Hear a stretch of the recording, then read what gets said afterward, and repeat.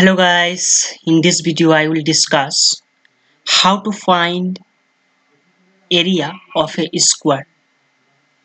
এই ভিডিওতে আমি আলোচনা কৰিম যে এটা স্কোয়াৰ বা এটা বৰ্গৰ আমি কালি কেনেকৈ নিৰ্ণয় কৰিব পাৰো।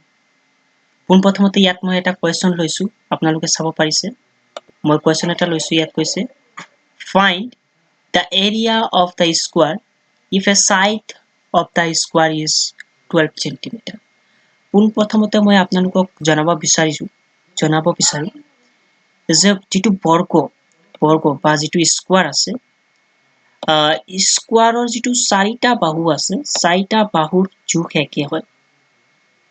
কিন্তু আপোনালোকে জানে, মই কৈ দিছো, চাৰিটা বাহুৰ জোখ একে হয় আৰু বাহুক আমি সাইড বুলি কম। সাইড মানে বাহু। সাইডক আমি এস ৰে চিনাক্ত কৰো,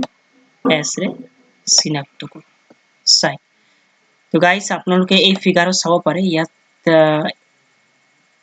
এছৰ মান দিয়া আছে, মানে এছৰ মান দিয়া আছে 12 সেন্টিমিটাৰ। যদি এটা বৰ্গৰ এটা বাহু মানে এটা এছ যদি 12 সেন্টিমিটাৰ হয়, তেনেহলে এইটো যিটো এছ আছে, এইটো এছও 12 সেন্টিমিটাৰ হ'ব। এইটো যিটো এছ আছে বা এইটো সাইডো 12 সেন্টিমিটাৰ হ'ব আৰু এইটো সাইডো 12 সেন্টিমিটাৰ হ'ব। তো গাইস, আমি কি কৰিব লাগে, আমি মই প্ৰথমতে এইটো ইৰেজ কৰি লৈছো।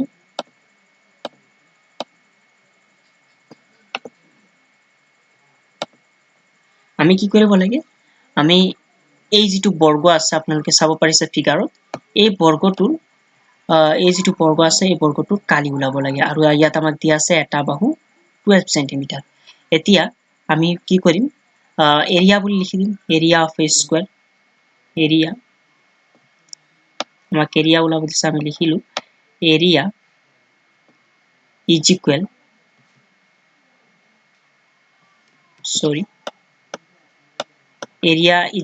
এৰিয়াৰ কালিৰ সূত্ৰ কি?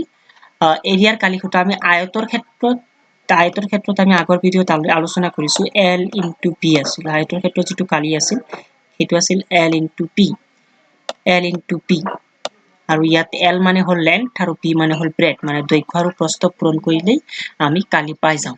কিন্তু বৰ্গৰ ক্ষেত্ৰতো দৈৰ্ঘ্য আৰু প্ৰস্থ একেই হয়, অথবা এইটো এছ হয়, এইটো এছ হয়। সেইকাৰণে আমি ইয়াত দুটা এছ পূৰণ কৰি দিম, এছ ইনটু এছ। আৰু আপোনালোকে জানে,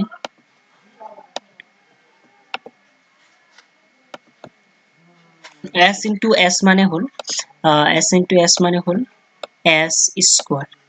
এইটো এছ স্কোয়াৰ মানে বৰ্গ যিটো আছে বা যিটো স্কোয়াৰ আছে, এই স্কোয়াৰটোৰ যিটো এৰিয়াৰ যিটো ফৰ্মুলা হ'ব, সেইটো হ'ব এছ স্কোয়াৰ, মানে সাইড স্কোয়াৰ। এতিয়া এই বৰ্গটোৰ ক্ষেত্ৰত যিটো সাইড আছে, সাইডটো দিয়া আছে 12 সেন্টিমিটাৰ, মানে এছৰ মান 12 সেন্টিমিটাৰ দিয়া আছে, আমি 12 বুলি লিখিলো। আৰু এছৰ ওপৰত স্কোয়াৰ আছে, আমি 12ৰ ওপৰতো স্কোয়াৰ দি দিম।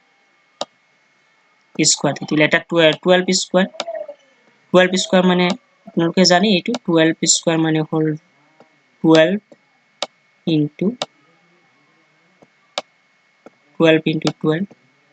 12 স্কোয়ার মানে হল 12 ইনটু 12।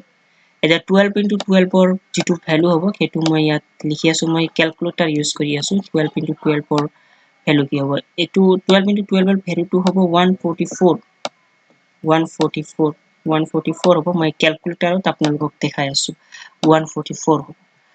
আমাক লাগে এইটো ক্যালকুলেটৰ 12 ইনটু 12 লাগে, 12 ইনটু 12 ইজ ইকুৱেল 144 হয়। ইয়াত আমি লিখিছো 144। আৰু যিটো ইউনিট আছিল সেন্টিমিটাৰ, এই সেন্টিমিটাৰটো ইয়াৰ কি হয়, ইউনিট হয়। আমি ইয়াত লিখিম সেন্টিমিটাৰ স্কোয়াৰ, কাৰণ আমি এৰিয়া ওলাই আছো, সেইকাৰণে যিটো ইউনিট আছিল, ইউনিটটো স্কোয়াৰ কৰিব লাগিব। ইউনিটটো আমি স্কোয়াৰ কৰিব লাগিব। তো গাইস, এই যিটো আমাক যিটো এই যিটো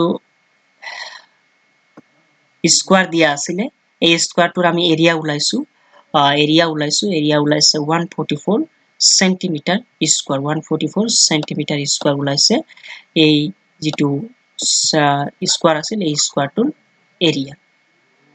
তো গাইজ এইটো ভিডিঅ'ত আমি এটা স্কোৱাৰৰ এৰিয়া কেনেকৈ ওলাই সেই এৰিয়াটো মানে এৰিয়া ওলোৱা আজি এইটো ভিডিঅ'ত আলোচনা কৰিম। ইয়াৰ পিছৰ ভিডিঅ'ত আমি এটা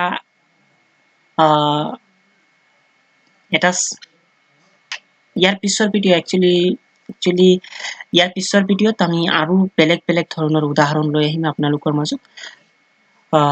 আমাৰ চেনেলটোক যদি সাবস্ক্ৰাইব কৰি ৰাখিছে তেনেহলে যিটো কাষত যিটো বেল আইকন আছে সেই বেল আইকনটোৰ ওপৰত প্ৰেছ কৰি দিয়ক।